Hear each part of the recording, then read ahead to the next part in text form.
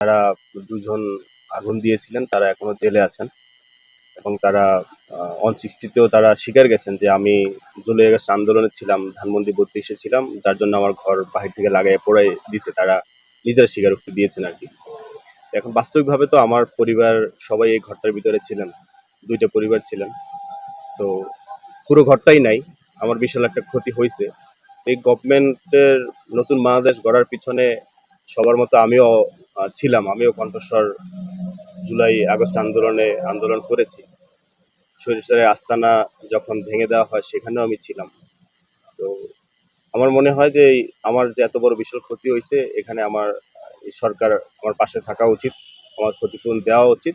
কিন্তু যদি দুঃখ প্রকাশ করি তাহলে যে 1 বছর প্রায় হয়ে গেছে এখনো আমার ঘরটা উঠিয়ে দেওয়া হয় নাই। তো হয়তো তাদের জটিলতা, বা আমারও দুর্বলতা ছিল। দুর্বলতা বলতে আমি নীরব থাকছি, আমি ধৈর্য ধরছি, যে কোনো বিশৃঙ্খলা করি নাই।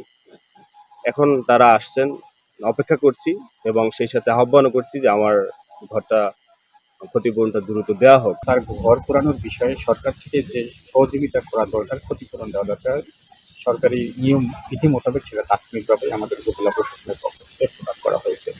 এরপরে যেহেতু এখানে যে ঘরটা পোড়ানো হচ্ছে, ঘর পোড়ানোতে অনেক বেশি ক্ষতিগ্রস্ত হয়েছে। তো এই বিষয়ে যদি আরো ক্ষতিপূরণ দেওয়ার বিষয়টা আমাদের সামনে এসেছে, তো আমরা এখানে আজকে যে এসে যেটা পরিদর্শন করলাম, পরিদর্শন করে এখানে অ্যাসেসমেন্ট নিয়ে আমরা সরকারের কাছে এই বিষয়ে আরো বিস্তারিত প্রতিবেদন দেব, যাতে যে পরিমাণ ক্ষতি হয়েছে তাকে যেন ক্ষতিপূরণ দিয়ে পুষিয়ে ওঠা যায়।